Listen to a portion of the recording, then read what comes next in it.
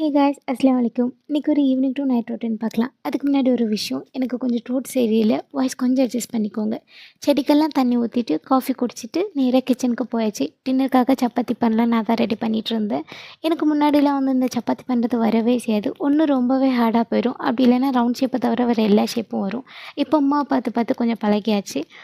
Next பார்த்திங்கன்னா சப்பாத்திக்காக Chettinad style pepper masala தான் பண்ணலாம் ரெடி பண்ணிகிட்டு இருந்தோம். ஸோ இது வந்து டேஸ்ட்டு செம்மையாக இருக்கும். என்னென்னா ஸ்பைசஸ் எல்லாம் வந்து ஃப்ரெஷ்ஷாக நம்மளே வறுத்து அதை கிரைண்ட் பண்ணி ஆட் பண்ணுறதுனால நல்லாயிருக்கும். இதோட டீட்டெயில்டு ரெசிபி சீக்கிரமாகவே அப்லோட் பண்ணுறேன். இதுக்கு நீங்கள் அடிஷ்னலாக எந்த ஒரு மசாலாஸும் ஆட் பண்ண தேவையில்லை, அதுவே போட்டால் போதும், சூப்பராக ரெடி ஆயிடும். அப்படியே வெளியே ஒரு வியூ எடுத்தேன். சன்னெல்லாம் கொஞ்சம் கொஞ்சமாக மறைஞ்சி சூப்பராக இருந்துச்சு பார்க்கவே. சப்பாத்தியுமே வந்து நல்லாவே சாஃப்டாக ரெடி ஆயிடுச்சு. ஸோ அப்படியே எங்கள் டின்னரை சூப்பராக நாங்கள் முடிச்சாச்சு.